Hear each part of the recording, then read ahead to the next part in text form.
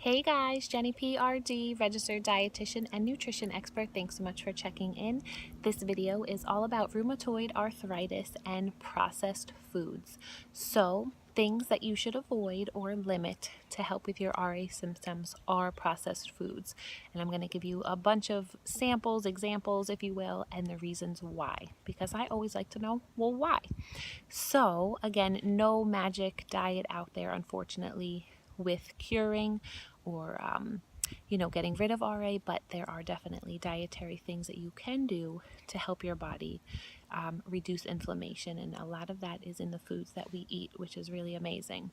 So limiting or avoiding processed foods can be hard in our fast-paced world, but hopefully you have the willpower and the desire to want to do it, and I'm here to help you, coach you through it.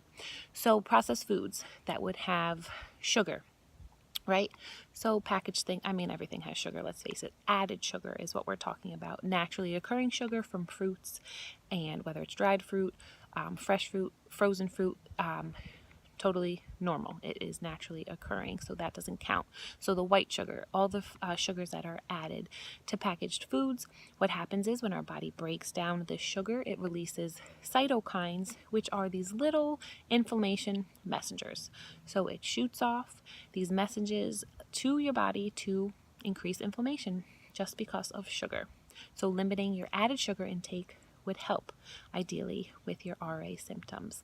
Another thing is saturated fats. So saturated fats, not so heart healthy, found in butter, lard, coconut, as well as fried foods and full fat dairy. So think pizza and, just again, all your full fat dairy, so whole milk and whole milk cheeses and things like that.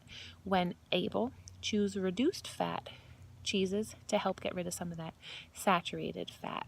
And so what happens is when we eat saturated fat, our body senses inflammation in our adipose or fat tissues. Next up is trans fat.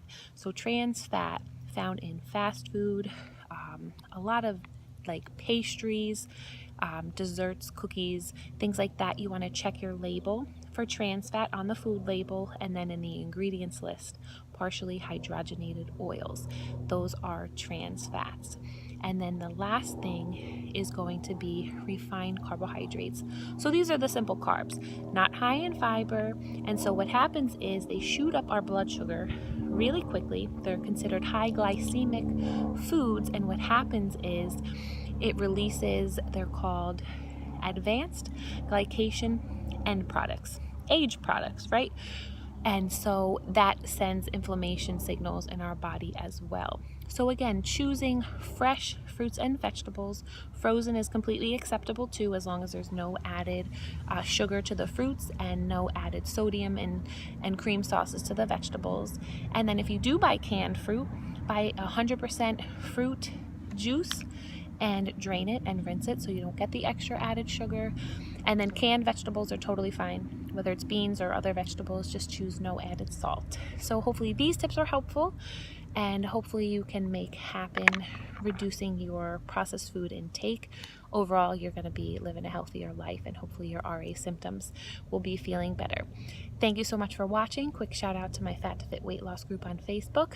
Give me a thumbs up, subscribe, and definitely comment below of different nutrition videos you want to hear about. Thanks so much for watching.